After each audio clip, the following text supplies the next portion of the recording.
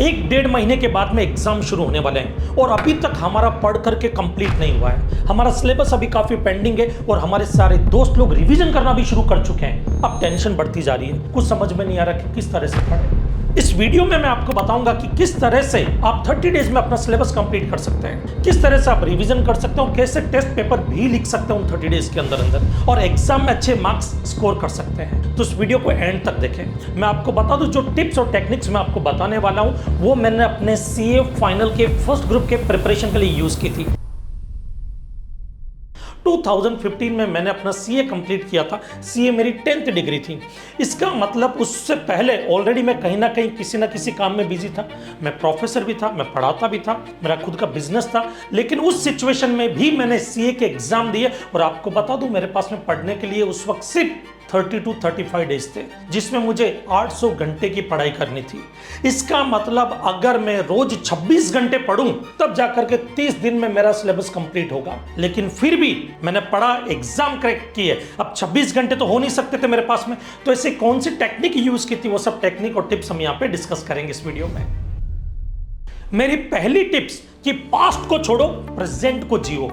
Past में क्या हुआ, कितना टाइम बर्बाद हुआ, किस वजह से हुआ, आप अब तक नहीं पढ़ पाए, उन सब चीजों को इग्नोर कर दो। बीत गया सो बीत गया, तकदीर का शिकवा कौन करे, जो तीर कमान से निकल गया उस तीर का पीछा कौन करे। अभी सिर्फ प्रेजेंट में जीना है। नेगेटिव थॉट्स अपने दिमाग से निकालो, पॉजिटिव थिंकिंग रखो कि यस मैं कर सकता हूं, मैं कर लूंगा। 30 डेज बहुत है मेरे लिए। 30 डेज के अंदर मैं इतना पढ़ूंगा, इस तरह से पढ़ूंगा कि मैं पागलपन की हद तक पढ़ूंगा, बट पागलों की तरह नहीं पढ़ूंगा।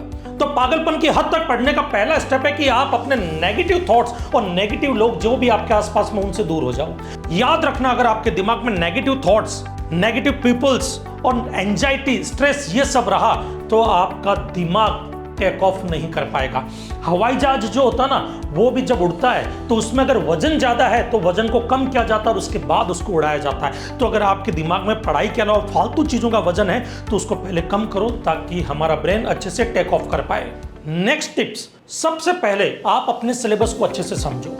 यहां पर आप देखो कि कौन कौन से टॉपिक इंपॉर्टेंट है, कौन सा आपका वीक एरिया है, जहां पर आप कमजोर है, कौन सा सब्जेक्ट या कौन सा चैप्टर आपको समझ में नहीं आता है, उन सब की एक लिस्ट बनाओ। मतलब आपके सिलेबस में 20% टॉपिक ऐसे हैं जो 80% क्वेश्चन कवर करते हैं या जिनमें से 80% क्वेश्चन पूछे जाते हैं। वो टॉपिक कौन है, उनको आइडेंटिफाई कीजिए। सर उनको हम कैसे आइडेंटिफाई करें, हमको कैसे पता लगेगा? इसके लिए आप पास्ट एग्जाम्स के पेपर्स देख लीजिए अपने। आजकल के बुक्स आते हैं जिनमें आपके पिछले 10 साल के पेपर्स मिल जाएंगे आपको। अगर वो नहीं है तो आप YouTube पे जाइए, आपको कोई ना कोई वीडियो मिल जाएगा जिसमें आपके सीनियर्स ने या आपके प्रोफेसर ने या कोई और प्रोफेसर ने या किसी यूट्यूबर ने आपको गाइड किया होगा कि कौन कौन से टॉपिक आपके सिलेबस के लिए ज़्यादा इंपॉर्टेंट है, जिनमें से सबसे ज़्यादा क्वेश्चन पूछे जाते हैं। नेक्स्ट टिप्स है कि हम पढ़े कैसे। इसके लिए सबसे पहले आपको एक प्रॉपर प्लानिंग और एक प्रॉपर टाइम टेबल बनाना होगा। रोज सुबह 4 से 5 बजे के बीच में उठने की आदत डालिए, क्योंकि साइंस के हिसाब से जल्दी जागने से हमारी नेचुरल क्लॉक, जिसे हम कार्डिशियन क्लॉक भी कहते हैं, जो सनराइज और सनसेट के हिसाब से चलती है, वो एक्टिव हो जाती है। इससे हमारा मेटाबॉलिज्म अच्छा होता है और साथ के साथ मेमोरी भी शार्प होती है और पढ़ी हुई चीजें आसानी से याद होती है। सुबह जल्दी जागने के बाद में आपको 15-20 मिनट कम से कम मेडिटेशन करना है। मेडिटेशन आप कोई सा भी कर सकते हैं, इसके ऊपर हमने एक डिटेल वीडियो भी बनाया, आप उनमें से कोई मेडिटेशन फॉलो कर सकते हैं। और अगर मान लीजिए कि आपकी नींद पूरी नहीं हुई, आपको एंजाइटी है, स्ट्रेस में है, एग्जाम की टेंशन है, तो आप योग निद्रा मेडिटेशन कर सकते हैं। मांडू के उपनिषद में बताया गया है कि आपको योग निद्रा के लिए अपने ध्यान को शरीर, मन और सांसों पर केंद्रित करना है। ये एक नींद की जागृत अवस्था होती है। अगर आप इसको 15 to 20 मिनट्स भी करते हैं तो आपको ऐसा महसूस होगा कि आपने 4-5 आवर्स की नींद पूरी कर ली है और आप तरोताजा महसूस करते हैं। नेक्स्ट स्टेप, मेक रियलिस्टिक और अचीवेबल गोल। जैसे एग्जांपल के लिए आपने टारगेट बनाया कि आज पूरे दिन में मुझे 8 चैप्टर खत्म करने हैं, जो प्रैक्टिकली पॉसिबल नहीं, वो तभी पॉसिबल हो सकता है जब आप कंटिन्यूअसली 12 से 16 घंटे पढ़ाई करें तो पॉसिबल है। तो ये एक अचीवेबल गोल नहीं है और जब ये अचीव नहीं कर पाएंगे तो आप टेंशन में आ जाएंगे। बेटर कि गोल छोटा रखें और अचीवेबल रखें। जैसे एग्जांपल के लिए कि आज मुझे पूरे दिन के अंदर 4 चैप्टर खत्म करने हैं और मान लीजिए कि आपको पता है कि आपका इफेक्टिव स्टडी आवर्स 8 आवर्स है, तो उसको भी और छोटे छोटे गोल में कन्वर्ट कीजिए कि मुझे इन 2 घंटों में ये एक चैप्टर खत्म करना है, दूसरे 2 घंटों में ये चैप्टर खत्म करना है, फिर थोड़ा आराम करने के बाद अगले 2 घंटों में तीसरा चैप्टर खत्म करना है, उसके बाद थोड़ा और आराम करूंगा और उसके बाद 2 घंटे बाद में चौथा चैप्टर खत्म करना है। तो ये छोटे छोटे टारगेट रखेंगे तो आप लापरवाही नहीं करेंगे। नहीं तो होता क्या है कि हम एक लापरवाही कर जाते हैं। कैसे? अरे 4 चैप्टर ही तो करने, पूरा दिन पड़ा है। फिर आप स्टार्टिंग का जो फर्स्ट हाफ होता है दिन का, वो लापरवाही में निकाल देते हैं, हल्के में लेते हैं। देन आपके दिमाग में स्ट्रेस बढ़ता है, यार अब आधा ही दिन बचा है, 4 चैप्टर खत्म करने हैं। तो ये छोटे छोटे गोल जल्दी अचीव भी हो जाएंगे आपके लिए और रियलिस्टिक रहेंगे। जब आप गोल अचीव करोगे तो आपका कॉन्फिडेंस नेक्स्ट लेवल पे पहुंच जाएगा। नेक्स्ट स्टेप है use cinema theory. Cinema theory क्या होता है? सिनेमा थ्योरी को कैसे यूज करने का, इसको अक्सर मैं अपनी पढ़ाई के लिए यूज करता हूं और पहले भी करता था। ये काफी इफेक्टिव है। इसमें होता क्या है कि जब आप सिनेमा देखने के लिए जाते हो, मूवी देखने के लिए जाते हो, तो आप क्या करते हो कि 3 घंटे की मूवी देखनी है, तो आप उससे पहले क्या क्या तैयारी करोगे? आप पहले टॉयलेट्स वगैरह जो करना है, फ्रेश होना, वो सब पहले हो जाओगे ताकि मूवी के बीच में उठना ना पड़े। पानी की बोतल, पॉपकॉर्न, वो सब साथ में मूवी में लेकर के जाओगे अंदर, ताकि खाते खाते आप मूवी एंजॉय कर सको, बीच बीच में उठना ना पड़े। यही थ्योरी आपको पढ़ाई के लिए यूज करनी है। जब आप पढ़ाई के लिए बैठे तो उससे पहले टॉयलेट्स वगैरह जो भी करना वो कर लीजिए, पानी की बोतल लेकर के बैठिए, कुछ फ्रूट्स वगैरह, कुछ हल्का फुल्का खाने का आइटम, अगर आपको लगता है कि बीच में भूख लगेगी, उठना पड़े, तो उठने की जरूरत नहीं, वो साथ में लेकर के बैठिए। ड्राई फ्रूट्स लेकर के बैठ सकते हैं। अपना मटेरियल जो आपको पढ़ाई करनी है वो मटेरियल पूरा का पूरा साथ में लेकर के बैठिए। जितना आपको पढ़ना है, जैसे मान लीजिए कोई साइंस की बुक आपको पढ़नी है, तो साइंस की book, science related notes, science related question answer, वो सब आपके टेबल पे होने चाहिए।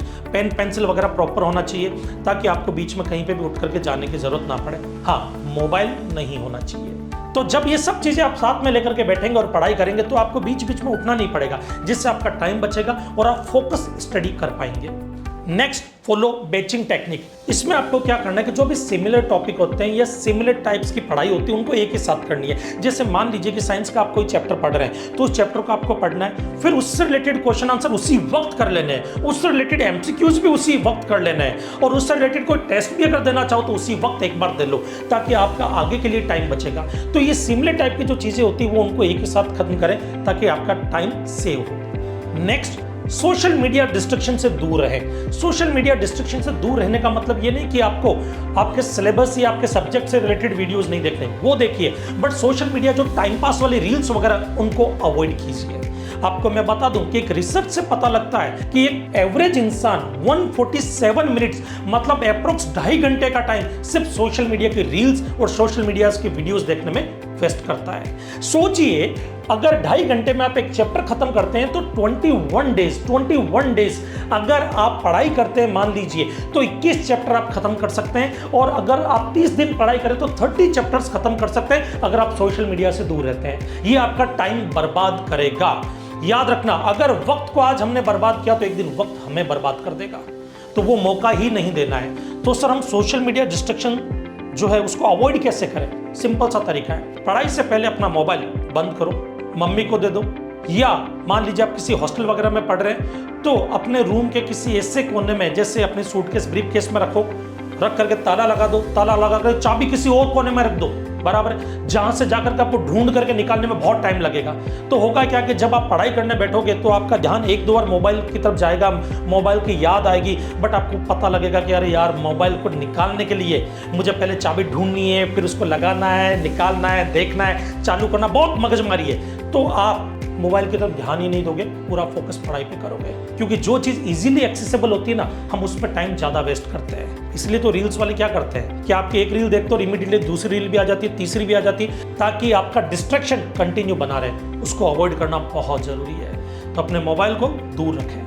नेक्स्ट टिप्स है यूज पोमोडोरो टेक्निक। ये एक ऐसी टेक्निक है जिसमें आपको 25 मिनट्स पढ़ना है और 5 मिनट के लिए अपने आप को रिलैक्स करना है, फिर 25 मिनट्स पढ़ना है, फिर 5 मिनट्स के लिए रिलैक्स करना है। और ऐसा करते करते आपने अगर 2 घंटे या 3 घंटे पढ़ा तो उसके बाद 15 मिनट का ब्रेक ले लीजिए, फिर पढ़ना शुरू कीजिए। अक्सर कई बार स्टूडेंट मुझे बोलते हैं कि सर, इससे तो टाइम वेस्ट होगा हमारा। नहीं, ये आपकी बॉडी के लिए बहुत जरूरी है। मैं आपको एक कहानी सुनाता हूँ। 2 लकड़हारे थे जो लकड़ियां काटने के लिए जंगल जाते थे। वो पेड़ काटने के लिए जब जंगल पहुंचे तो उन दोनों ने पेड़ काटना शुरू किया। उनमें से एक आदमी एक पेड़ काटता, फिर 5-10 मिनट का ब्रेक लेता, फिर दूसरा पेड़ काटता, फिर ब्रेक लेता, फिर तीसरा पेड़ काटता, और एक आदमी लगातार पेड़ को काटे जा रहा था, बिल्कुल भी ब्रेक नहीं लिया। शाम को जब उन्होंने काउंट किया कि किसने कितने पेड़ काटे हैं, तो जिसने ब्रेक लिया उसने ज्यादा पेड़ काटे थे। तो दूसरे आदमी को ताज्जुब हुआ, भाई तूने ऐसा कैसे कर लिया? तू तो आराम करता था 5 to 10 मिनट्स में, तो उसमें भी काम करता था, फिर भी तेरे पेड़ ज्यादा क्यों है? तो उसने बोला कि उन 5 मिनट में मैं अपनी बॉडी को रिलैक्स करता था ताकि उसकी एनर्जी वापस से जनरेट हो सके, और उसके अलावा उस टाइम पर अपनी कुल्हाड़ी को धार भी देता था ताकि वो तेजी से काम कर सके। तो ये पोमोडोरो टेक्निक, जो 5 मिनट्स ब्रेक लेते हो, वो इसी तरह से आपके ब्रेन को और आपकी बॉडी को रिलैक्स करते हैं और आगे की पढ़ाई के लिए प्रिपेयर करते हैं। तो इस टेक्निक को यूज करके आप आसानी से लंबे टाइम तक पढ़ाई कर सकते हैं। आप कम से कम 13-14 घंटे भी पढ़ सकते हैं अगर आप ये टेक्निक फॉलो करते हैं तो। लास्ट बट नॉट लीस्ट, रात को सोने से 1 घंटा पहले आपको रिवीजन करना है जो भी पूरे दिन में आपने पढ़ा वो।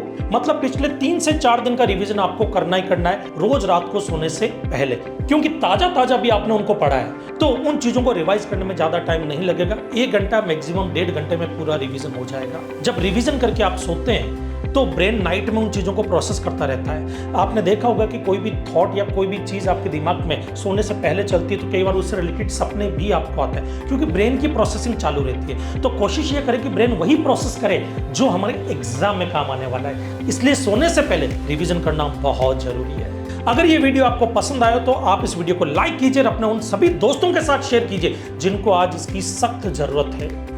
और अगर आप हमारे चैनल पे नए हैं तो हमारे चैनल को सब्सक्राइब करके बेल आइकन प्रेस करना ना भूलें। मिलते हैं ऐसे किसी और इन्फॉर्मेटिव वीडियो में, तब तक के लिए जय हिंद, जय भारत।